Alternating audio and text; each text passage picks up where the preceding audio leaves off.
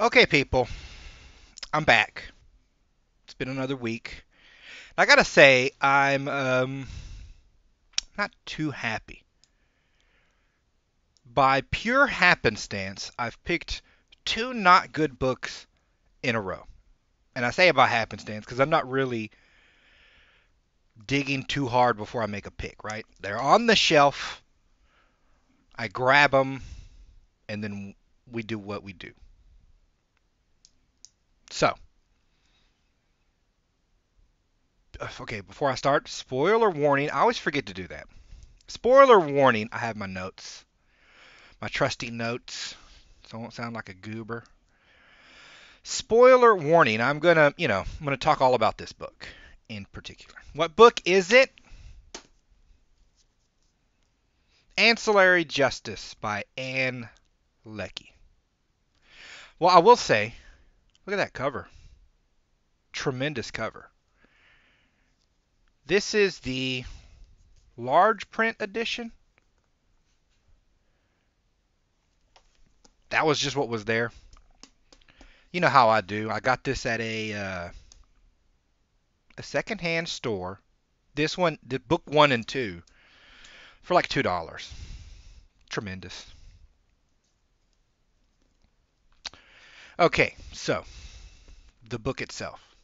The printing is fine. The company who does those, Thorndike Press, mad respect. This is a excellent, excellent printing of the book.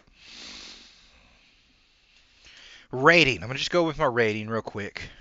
It's a 2 out of 5.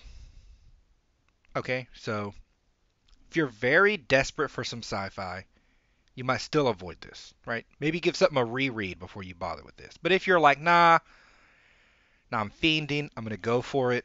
Just you go in knowing. You're gonna go in knowing this isn't the greatest thing since sliced bread, right?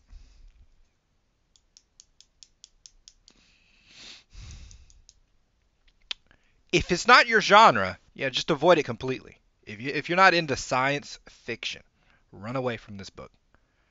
Won't do you any good.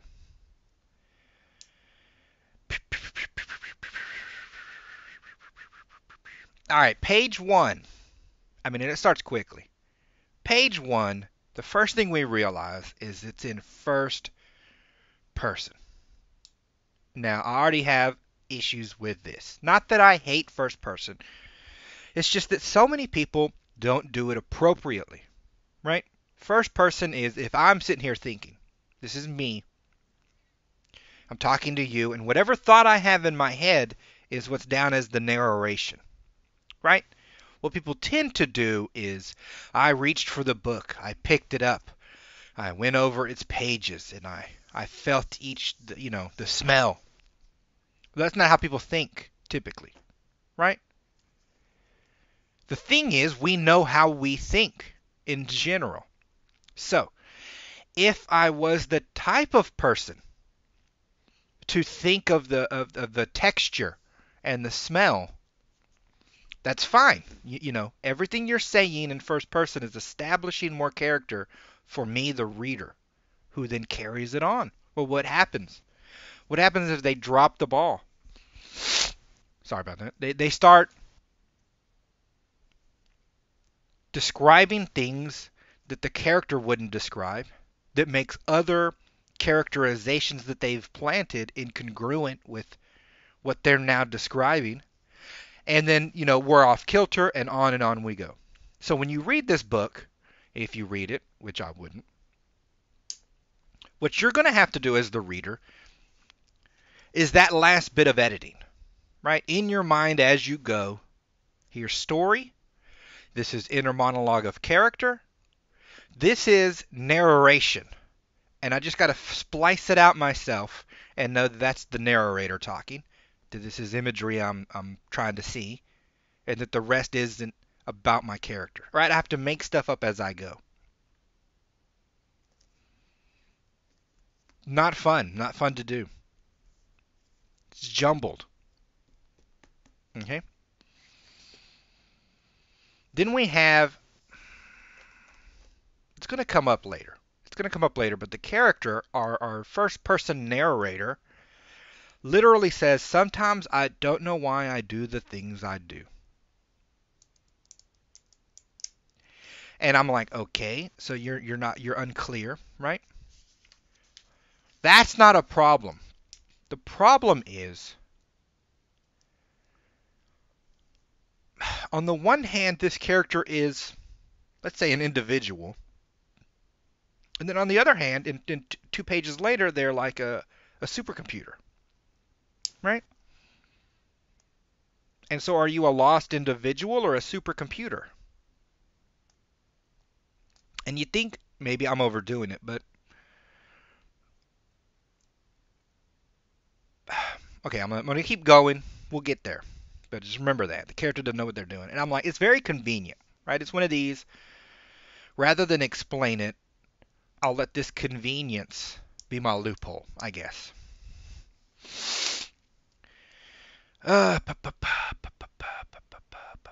We are introduced to a term called Radachi civilization. I like this concept and basically every concept in this book. I absolutely love them. They're just wrapped in horrendousness, right? So now, like, what do you do? It's like someone wrapped your delicious hamburger in like soggy seaweed or something. You're like, it'd be perfect if I didn't have to, you know, deconstruct my hamburger before I ate it. What we have with the Radachi is I get a Japanese-esque feel from them, right? In that there's a lot of propriety, there's a lot of unspoken, there's a lot of awareness of hand gestures and eye gestures and word meanings. This is all great source material. Problem is, it's never fully realized, right?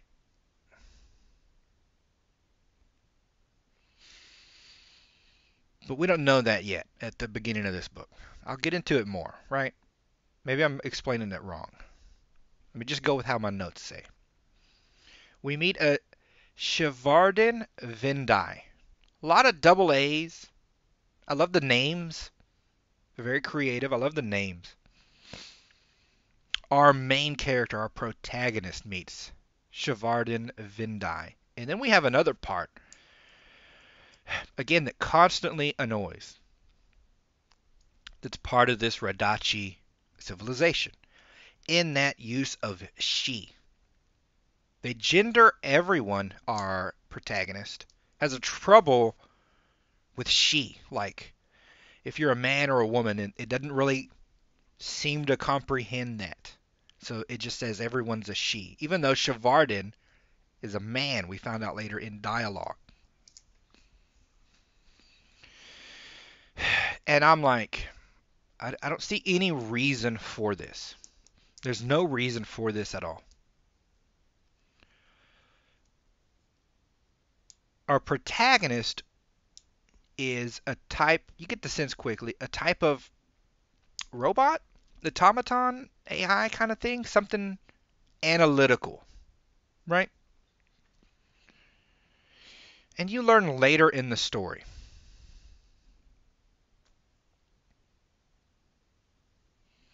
You learn more later in the story. The character's called, let me just go.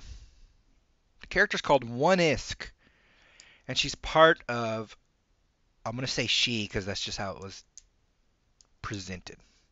I'm not going to try and decipher this mess. She's what is called an ancillary.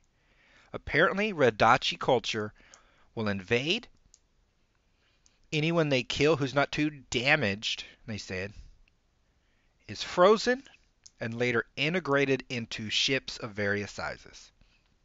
Now, again, the concept of this I love. I'd love to explore this idea completely. But our One Isk is part of, what's the stupid name of this ship? A troop carrier, that's what they call it. Justice of Torin. It's a troop carrier. And so it goes on to describe, like, I'm running the ship and I'm cleaning the floor and I'm pouring some tea at the same time because it's all one mind, right? So each ancillary is like a finger for the sort of collective oneness mind of Justice of Torin, the big ship that's all the troops. And at any point, it can send down 1,000 of these ancillaries who also double as soldiers, start killing people, right? And then, of course, you'd harvest more bodies. You'd have more ancillaries. It's tremendous.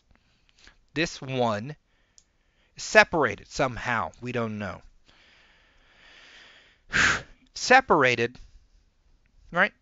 And so it has this issue with genders. We goes into other civilizations that aren't Radachi, which apparently Radachi call everyone she.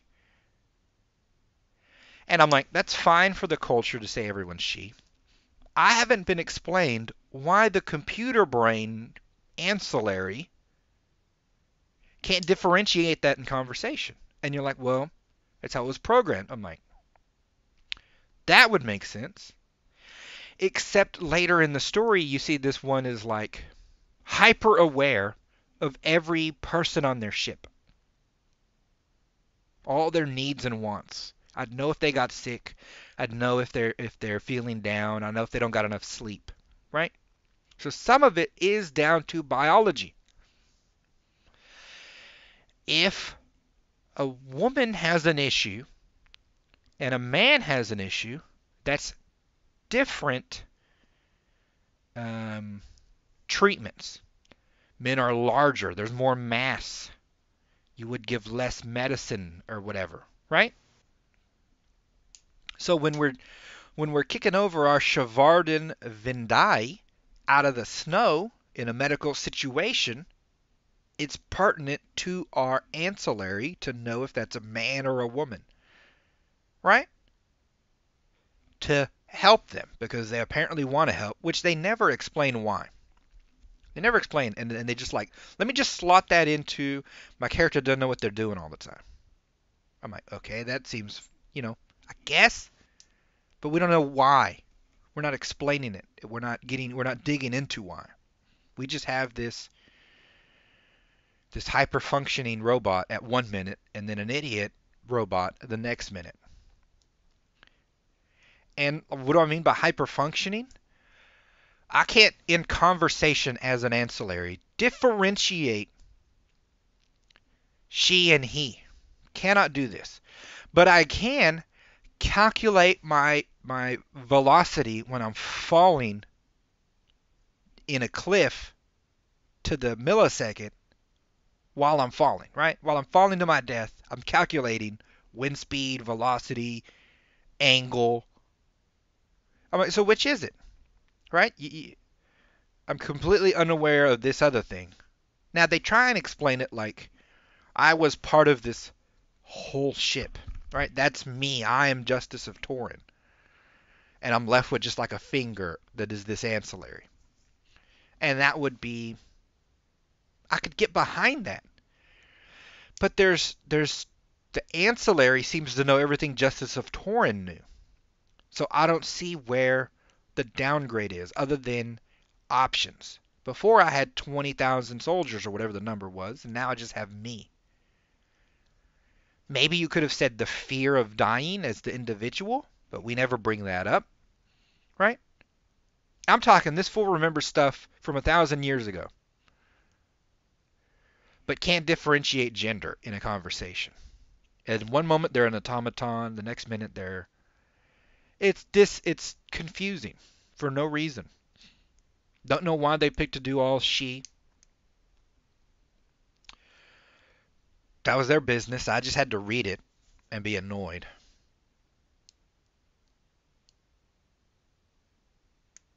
It's another thing.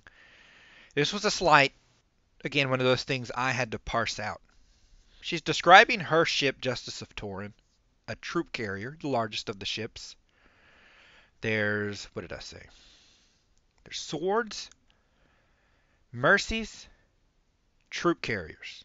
right? These are the type of carrier ship. I'm like, I love the concept of all these ships floating around, of them full of ancillaries, of the war from their perspective, because they don't see this as a murder or horrible. They just see it as, once you're an ancillary, you're just a tool. You're the same as an iPad or something like this. So the Rodachi don't have an issue with this.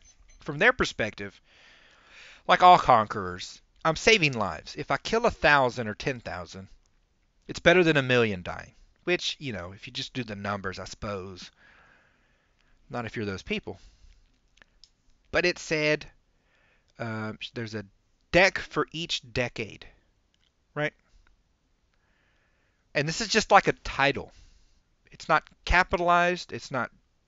So for a second, I thought it was time, but it isn't. It's just like calling someone a field marshal, right? These are just this decade. It's just a verbiage that the Rodachi use, which confused me a little bit. I had to parse it around, right? I had to tear it apart to find out what was happening, because I didn't know how old our main character was. You can have 1,000-year-old robot. She's not technically, but she is, because she was part of Justice of Torin, the Mind.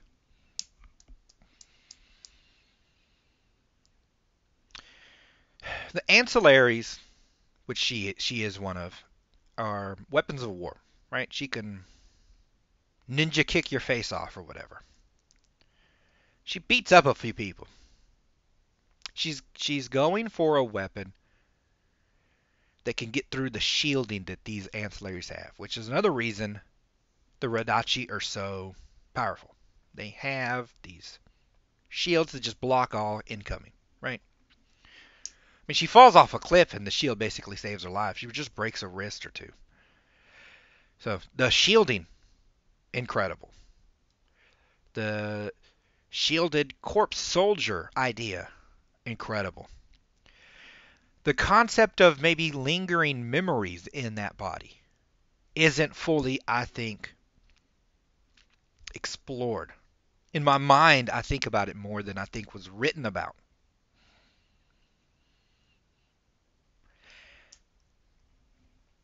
Rodachi culture is explored, but then it breaks. I'll explain.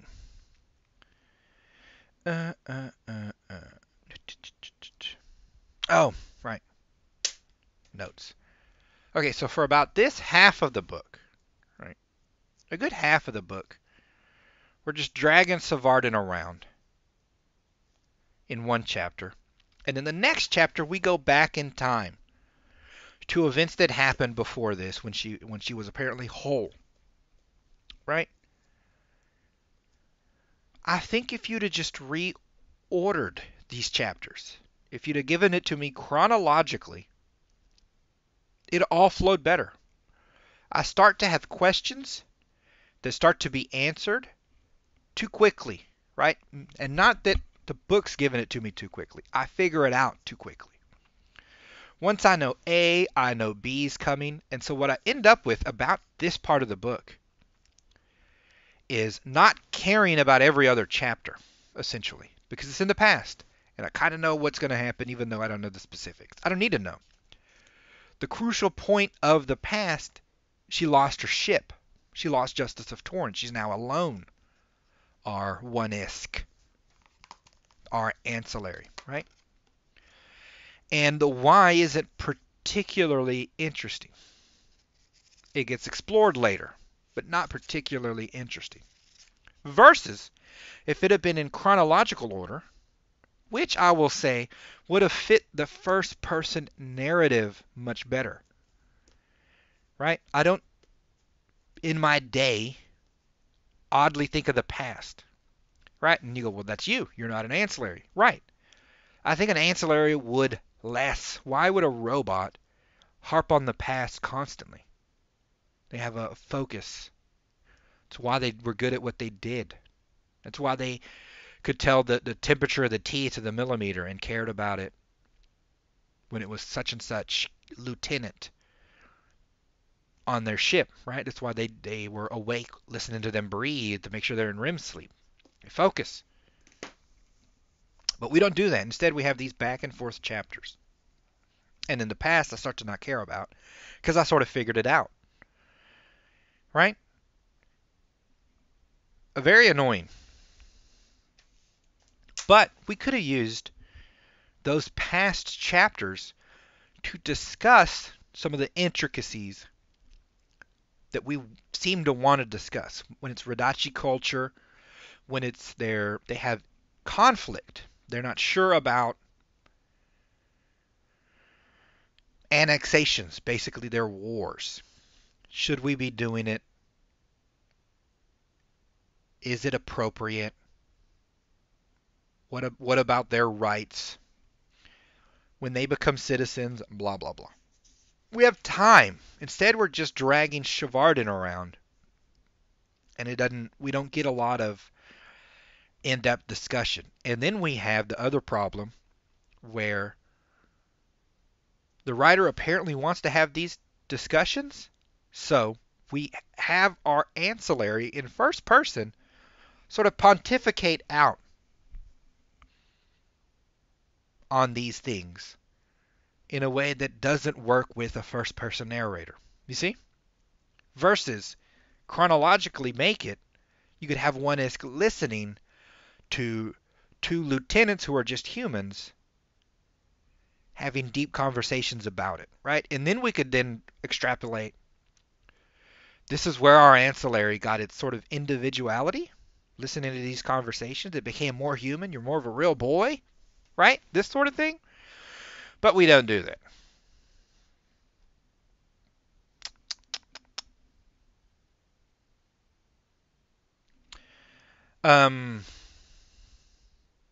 Now, the Radachi culture, I've brought it up a few times. There are some quotes here when in their morning devotion, right? You would use words devotion.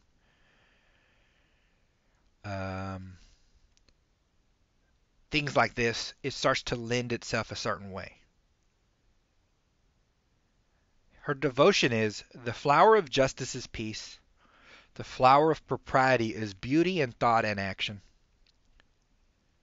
The flower of benefit is Amat, whole and entire. I am the sword of justice. Right? And to me, highly interesting that everyone in some way in this culture thinks these thoughts has ingrained in them. What would that do? How would that culture look? How would they interact and advance themselves? But that way I read it isn't the way it's presented in the book. Every line, and then we have some inner thought from our one ISK that just muddles right the point. So our Radachi have this Japanese-ness to them, I would say, in that there's a lot of proprieties held very high. You don't try and offend anyone in public. They make a big deal about saying gloves. Everyone wears gloves. They make a big deal about saying wealth and status, which I wouldn't say is so Japanese. Everyone sort of ends up that way. So that's not what I mean. I mean it's in a tenor, in a temperament, Japanese. In other ways, they feel like, I don't know, like, back in the day France or something. But then we get, as this is sort of building in our head, we get introduced to one, and Ander Mianai, right? They call this person the divine. This person has somehow made themselves multiple, as in, I'm in 1,000 bodies. They're all me. And then when that body dies, I get those memories too. They're all like connected. Like the Justice of Torin, but your leader. Right? And to me, this sort of then shatters everything else you've been trying to establish with Radachi culture. Because once you have a singular leader, humans get we get, well, what's the word? Not tribal. We get focused. If there's one place to look, we're all going to look there, right? So, like the Sun King, Louis the 14th, I think. Everything in France revolved around this man. Everything in Europe almost, because it's so powerful, right? So if I have a culture that's annexed 100 other cultures and formed them into mine, the ones who were agreeable and the ones who weren't, I killed or made ancillaries, right? Over 1,000 years, you get this like almost like a hero worship, right? You put them on a pedestal, and then that's it. Everyone's just hyper focused on them. So if the culture's focused on wealth, then that means an ander should be focused on wealth. If the people are focused on decorum and looks and wearing gloves, then our ander should. But our ander doesn't. First time we see them, they're just an old person, like dressing like a peasant almost, just like a pilgrim. If they were hyper religious, our people would be hyper religious, right? And then come what may on that. And so that a lot of that then breaks everything that I have been grabbing in my mind about the Radachi. They also do a thing where, for reasons that I don't know, that they didn't tell me, and this happens to our, what's that idiot's name? Shavardin, right? They go into stasis for some reason for like 500 years.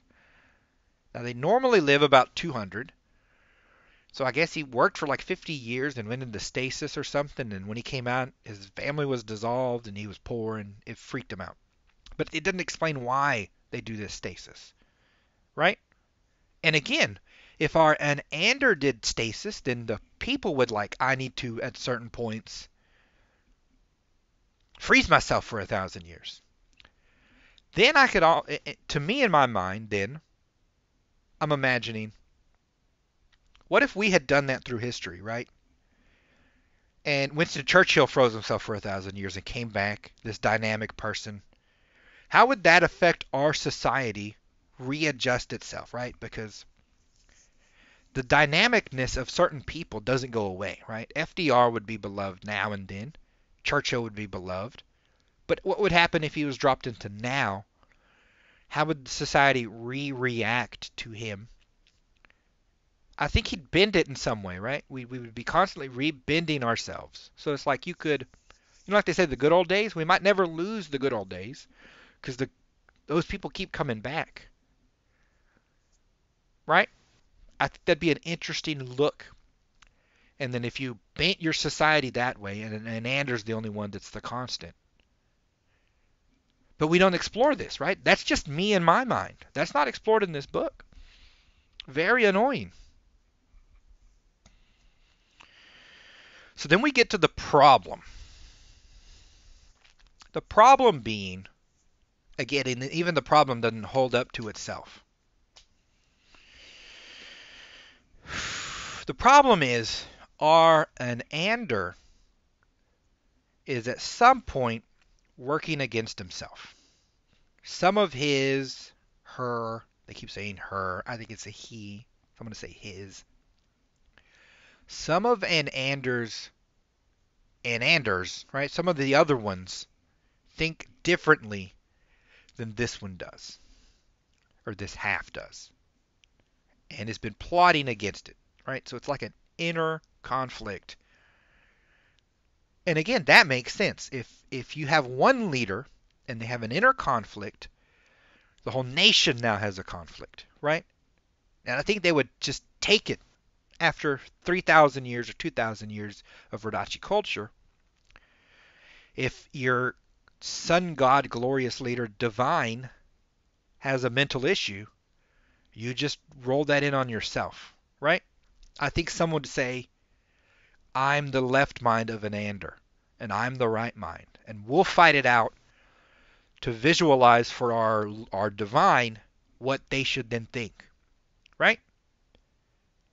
That would have been more interesting. Instead, we get this weird concept where there's some kind of inner core, some perfect utopia, and these Ananders don't want the confused thought to make it to the core and break everything in some way. The tranquility of it, I guess. And so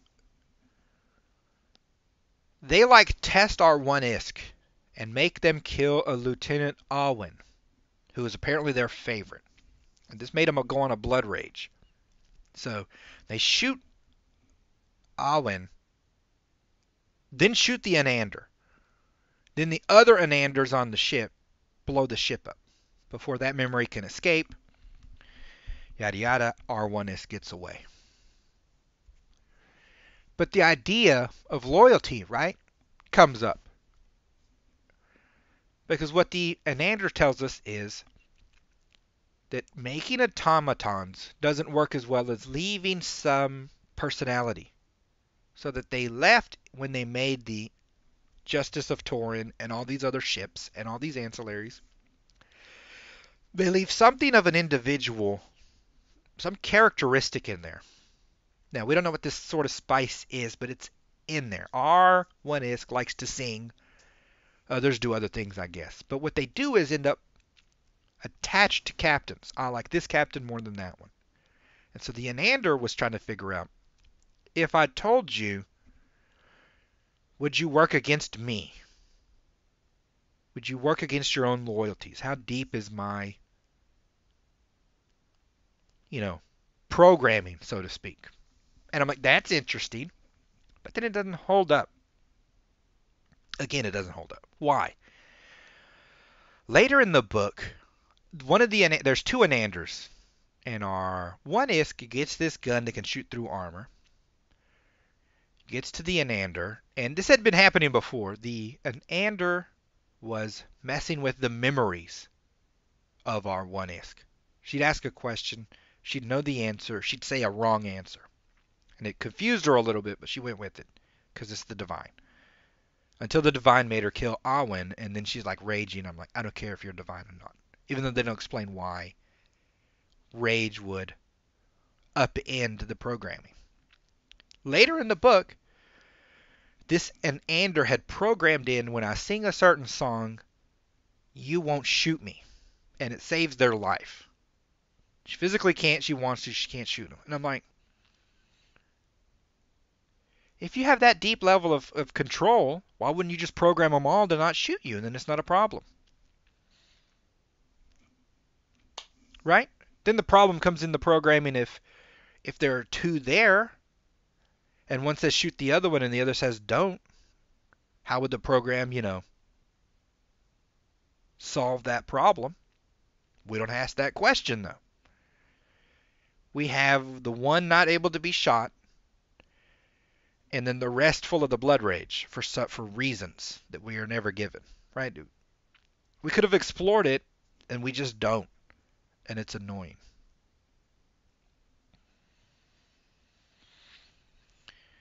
Now, what they could have done, but was never discussed, and I was just thinking this as I was writing up these notes. If you programmed an ancillary, and it functions the way it does, and it listens to all the orders, and it's a mad killing machine, but it still had like a brain, right? The structure of the biology is what it was. A humanoid. If that humanoid went insane, would that then basically make it free will, right? Like, because whatever broke in your brain to make you insane could break on an AI, cyborg-looking thing, right? If you went insane, did that just make you count as free will? I think that's an interesting concept, but again, never discussed. So the second half of the book is sort of some big revelations like that. We then, for random reasons, our Anander gets in like this sort of weird conversation. Because, not our Anander, Shevardin. Sorry about that. Our Shevardin he's a captain, a former captain, gets in odd an oddly placed conversation where, because the Ananders are at war, half are trying to like demilitarize the Rodachi, and the other half are like hardcore militarizing. And they're both trying to like get ships and lieutenants on their sides for the war that's eventually going to come. It doesn't make any sense. To me, if I'm the Anander, if it's me, and now there's multiples of me I have to fight against, we'd all be thinking the same thing. He who controls the sea controls the world, right? So what you would need is ancillaries and ship construction yards, and you just churn out ships and fill them with ancillaries. Then it doesn't matter what the other one does. If you have more ships, you would win. Then you would just crush them out, right? Like, I don't like that half of me. Crush it out of existence. That's not what this one does. This one's just trying to like keep the secret. And our one is keeps bringing up, if it's in you, as long as you're around, the problem's going to persist. But again, we don't go into any discussions about that. What we do have is I say it random because it does feel random. A random deep discussion between Shevardin and other captains about the state of Rodachi civilization. And you see this divide, where some of them are really wanting the old ways back, where we annex people, and some are fine with whatever the Divine wants to do. And this, to me, reminded me of Japan circa World War II, right? Where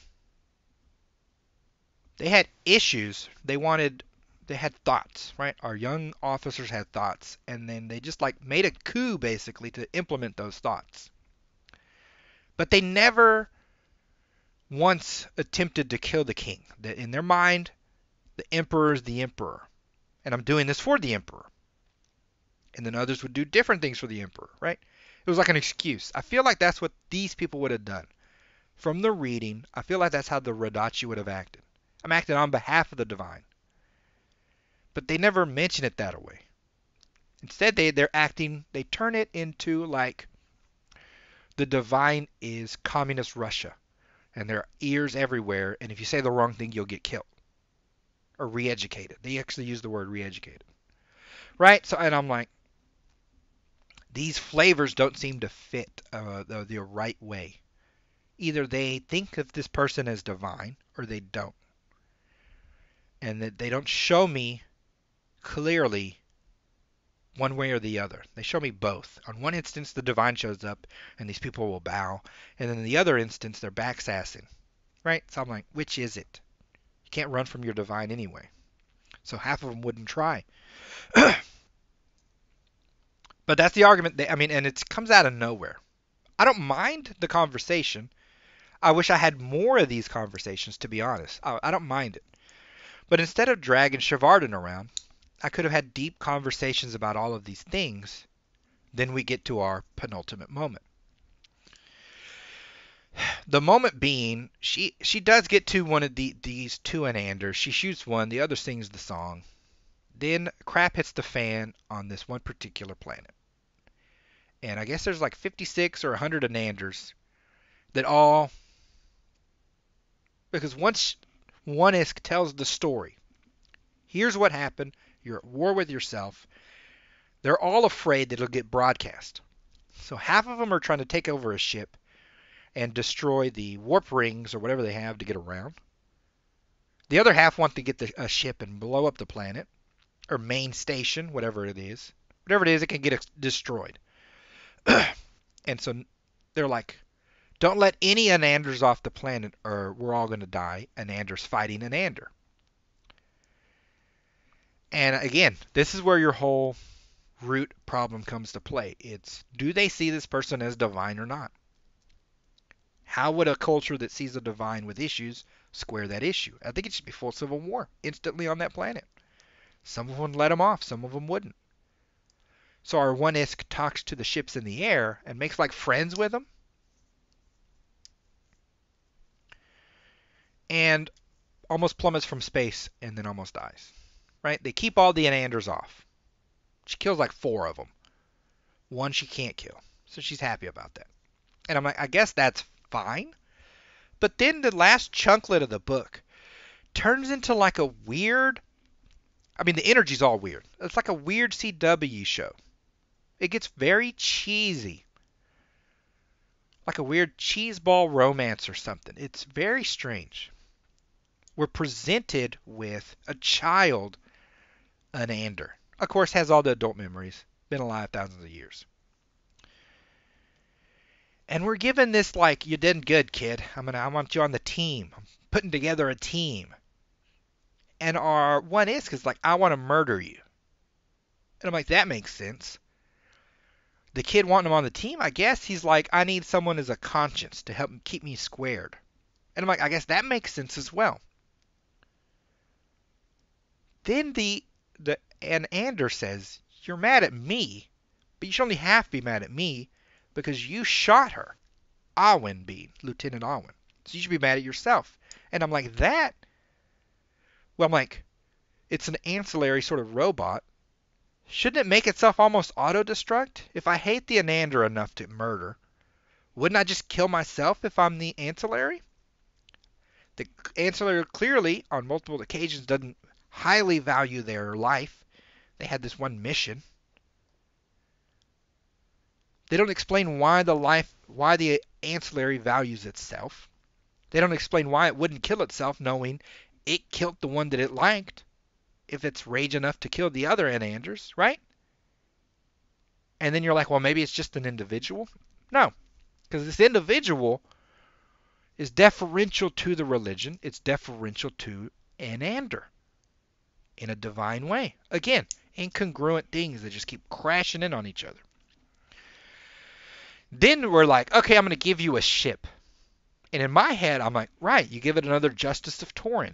Justice of Torin 2, give me another 1,000 ancillaries, and I'm back home. That's back natural for me. It's not what they do. I'm going to give you that other ship, and you'll be captain of it. And I'm like, why would an ancillary want to be a captain of another ship? Integrate me into a ship. That's not what they do. They give them a ship. And then the whole time, our ancillary is like, no, I can't be a captain. Like, she just forgets about the rage for 5 seconds. Like, no, I don't want to be a captain. Is getting dragged around because she's wounded.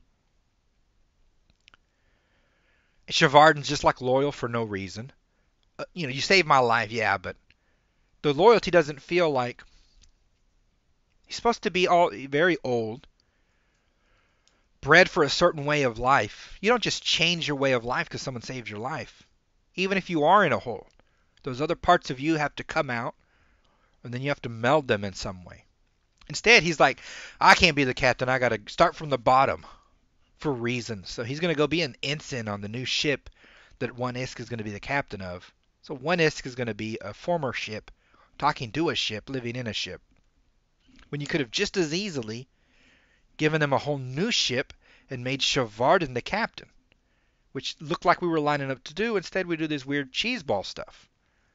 We're having these dumb conversations. I swear it's very CW, and it doesn't feel like the rest of the book.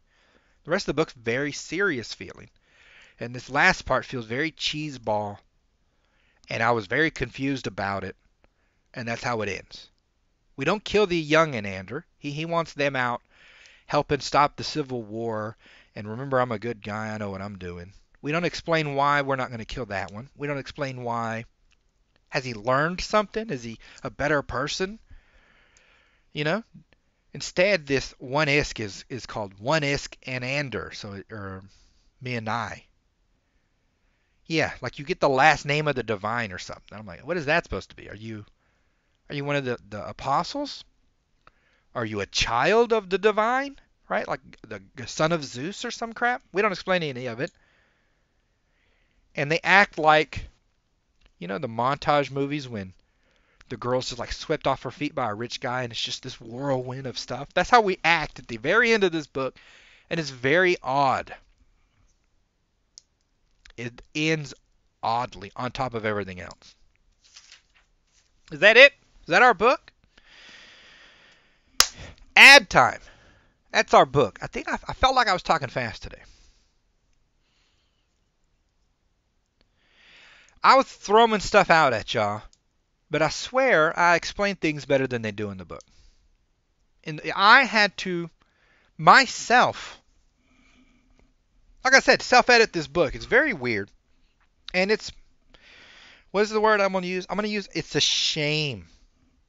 It's really a crying shame because I like a lot of the concept. I like the idea of a divine walking around amongst a civilization they've built that's immortal because they keep getting new bodies.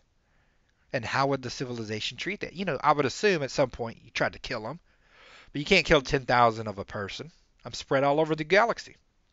You kill me and I'll come back and crush you. Right? So at some point I'm assuming Radachi just accepted this is our divine, unkillable. They order our society. Very interesting. I like the idea of ancillaries. These robots, right? These automaton killing machines. So cool. I wish it could have just been laid out and discussed. Asimov, the Asimov book that I had. Nemesis. If our Ann Leckie had wrote this book in the style of Nemesis, I think it'd have been much, much better. Because they just take time and just discuss deep issues. They don't try and hide it. I don't need to be doing anything particular. Just sit down and talk about it. It's science fiction. You can just pontificate on an issue and later show me some action about those issues in action. Right? There's no rule against it. You do whatever you want.